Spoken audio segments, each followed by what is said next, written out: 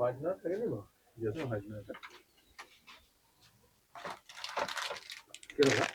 টকা।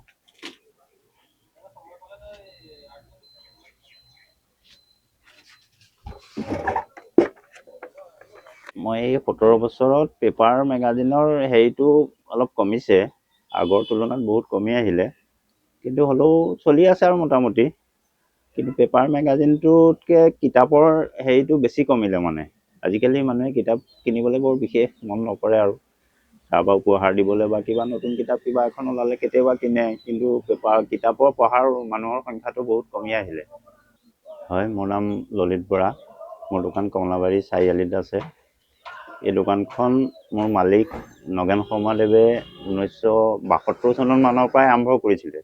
তেতিয়া কিন্তু কিতাপ বা মেগাজিনৰ পেপাৰৰ দোকান নাছিলে, তামোল পাণৰ এনেই দোকান আছিলে।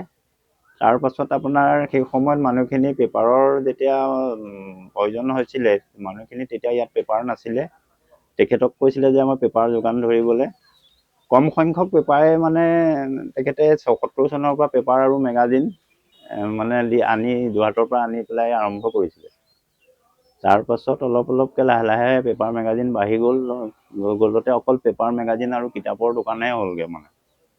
তেনেকেই 74 চনৰ পৰা এতিয়ালৈকে চলি আছে। তেখেত ঢুকুৱা আজি 3 বছৰ হ'ল। মই তেখেতৰ লগত 14 বছৰ আছিলোঁ। এই 14 বছৰৰ পাছত ঢুকোৱাৰ পাছত মানে এই 3 বছৰ এতিয়া মই চলাই আছোঁ এই দোকানখন। আগতে আমাৰ আপোনাৰ কিতাপৰ পঢ়ুৱৈৰ সংখ্যা বহুত বেছি আছিলে। সেই সময়ত গল্প উপন্যাস যিখিনি আছিলে সেইখিনি মানে লাগে, আৰু নতুনকৈ ওলালেই মানে আমাৰ ইয়াত বিচাৰে, বা কিছুমান মানে ইয়াত নথকা কিতাপো আমাক আনি দিবলৈ কয়। আমি যোৰহাটৰ পৰা মানে এই চাংগাগুটি দোকানৰ পৰা আমাৰ পেপাৰটো আহি থাকে, লগতে পাছদিনাখনি আমি আনি দিব পাৰোঁ মানে। যি কিতাপ লাগে তাৰ পৰা আমি ক'লেই আমি অনাই দিছিলোঁ। তেনেকুৱা কাষ্টমাৰ বহুত আছিল। আৰু নতুন কিতাপ ওলালেতো সেইঘৰলৈ বিচাৰি আহেই। তাৰ উপৰঞ্চি পুৰণাও কিবা যদি লাগে মানে আমাক অৰ্ডাৰ দিয়ে, আমি যোৰহাট চাংগাগুটিৰ পৰা মানে সেই কিতাপ পত্ৰখিনি তেনেকৈ যোগান ধৰিছিলোঁ। এতিয়া বাৰু তেনেকৈ হেৰি কৰা মানুহ বহুত কমিলে বাৰু, কিন্তু হ'লেও 2-4খন তেনেকৈ বিচাৰে, আমি তাৰ পৰাই আকৌ অনাই মেলি দি আছোঁ আৰু আমাৰ ইয়াত নথকাখিনিও মানে। এতিয়া আমাৰ ইয়াত বাহিৰা কিতাপৰ পঢ়ুৱৈৰ সংখ্যাটো চাই আমি এতিয়া মানে কিতাপ কমাই দিবলৈ মানে বাধ্য হ'লোঁ মানে। তাৰ পৰিৱৰ্তে আমাৰ স্কুল কলেজৰ কিতাপ বা ষ্টেচনাৰী এনেকুৱা বস্তুখিনি ৰাখিবলৈ মানে বেছি ৰাখিবলগীয়া হ'ল মানে। আমাৰ ইয়াত আৰু এনেকুৱা কিতাপৰ দোকান কেইবাখনো আছে। এখন পূবেন গ্ৰন্থাগাৰ, এইখন বাৰু আমাৰ মাজুলীত প্ৰথম মানে কিতাপৰ দোকান আমাৰ কৰ্ণাবাৰীত। তাতেই প্ৰথম মানে কিতাপ মানে আছিলে। বিশেষকৈ স্কুল কলেজৰ কিতাপখিনি মানে বেছি পাইছিলে, আৰু বাহিৰা কিতাপো আছিলে অলপ। আৰু তেওঁলোকেও এতিয়া বাহিৰা কিতাপখিনি প্ৰায়ে নাই মানে, ক'ৰবাত 2-এখনহে আছে। স্কুল কলেজৰ কিতাপখিনিয়ে ভালকৈ ৰাখে মানে। তেনেকুৱা এজন আমাৰ কলেজৰ মুখতো এখন আছে, তাতো সেই স্কুল কলেজৰ কিতাপহে পায় বা ষ্টেচনাৰী বস্তুখিনিহে পায়, বাহিৰা কিতাপ নাপায়। এই ব্লক তিনিআলি আইলেণ্ডৰ কাষত এখন কিতাপৰ দোকান আছে। তেওঁ স্কুল কলেজৰ উপৰিঞ্চি বাহিৰা কিতাপো অলপ ৰাখে বাৰু, কিন্তু কম। এতিয়া পঢ়ুৱৈৰ সংখ্যাটোৰ অনুপাতে আমি কিতাপবোৰ ৰাখিবলগীয়া হ'ল, আৰু আগৰ তুলনাত ইমান বাহিৰা কিতাপ বেছি ৰাখিব নোৱাৰা হ'লোঁ। কাৰণ এনেই আহি যেতিয়া বিক্ৰী নহ'লে কমাই থাকে পইচাটো, তাৰ সলনি স্কুল কলেজ বা ষ্টেচনাৰী বস্তুখিনি আনিলে আমাৰ অলপ চলি থাকে আৰু।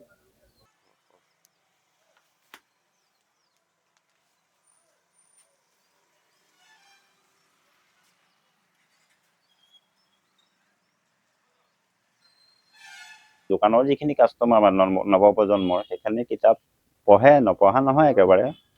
সংখ্যাটো কম হ'লেও যথেষ্টখিনিয়ে পঢ়ে, কিন্তু তেওঁলোকে গল্প উপন্যাস বা অনুবাদ এনেকুৱা ধৰণৰ ইংৰাজীৰ পৰা অনুবাদ কৰা তেনেকুৱা ধৰণৰ কিতাপবোৰ পঢ়ে। আগৰ দিনত ধৰি লওক আমাৰ যিসকল মানুহ আছিলে তেওঁলোকে অলপ ধাৰ্মিক কিতাপখিনিও বিচাৰে মানে, গীতা ভাগৱত বা তেনেকুৱা শাস্ত্ৰৰ হেৰিবোৰ। কিন্তু সেই তেনেকুৱা শাস্ত্ৰৰ বা হেৰিয়ৰ কিতাপখিনি বিচৰা মানুহ অলপ কমিলে। আজিকালি আধুনিক যিখিনি হেৰি মানে অনুবাদ বা নতুন কিতাপ তেনেকুৱা বিচৰা মানুহ অলপ বেছি আছে মানে। গতিকে আগৰ তুলনাত তেনেকুৱা ধাৰ্মিক বা শাস্ত্ৰীয় হেৰিয়ৰ বিচৰা মানুহ আছে, নাইকিয়া একেবাৰে নাইকিয়া নহয়, কিন্তু বহুত সংখ্যক সেইটো কমিলে মানে। এইটো আপোনাৰ কৰোণাৰ আগলৈকে অলপ ঠিকেই আছিলে, কৰোণাৰ পৰা বৰ বেছি কমিলে কিতাপৰ মানে পঢ়ুৱৈৰ সংখ্যাটো। এতিয়া মোটামুটি কিতাপৰ হেৰিটো সিমান সন্তোষজনক নহয়, চলি আছে আৰু মোটামুটি লাহে লাহে। মেগাজিন আৰু পেপাৰটো কমিছে, কিন্তু হ'লেও সিমান সংখ্যক কমি যোৱা নাই কিতাপৰ সমান তুলনাত মানে। সেইটো মানে অলপ মোটামুটি চলি আছে আৰু। নৱপ্ৰজন্মৰ পেপাৰ বা মেগাজিনৰ হেৰিটো কমিছে, কিন্তু হ'লেও তাৰ মাজতে 2-4জনে আছে, অলপ অলপ চলি আছে আৰু। কিন্তু একেবাৰে কিতাপ পঢ়ুৱৈ সংখ্যাটোহে বহুত আগৰ তুলনাত কমি গুচি গ'ল মানে।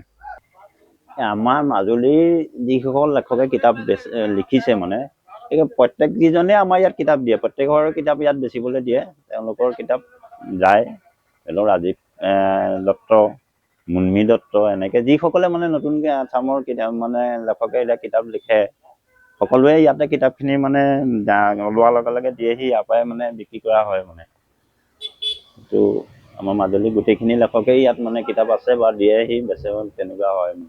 আমিতো আশাবাদীয়েই, কাৰণ নতুন প্ৰজন্মৰ মাজতো কিতাপৰ মানে হেৰিটো আহক, মানে পঢ়াৰ হেৰিটো, আৰু তেনেকৈ আহি বাঢ়িলে আমাৰ মাজুলীতো আৰু কেইবাখনো কিতাপৰ দোকান বা তেনেকুৱা হওক, আমি সেইটোৱে আশা কৰিম।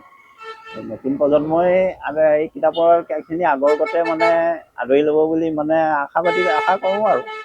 যিসকল আছে, তাৰ ওপৰঞ্চি আৰু সংখ্যা বাঢ়ক, এয়াই আশা কৰোঁ আমি।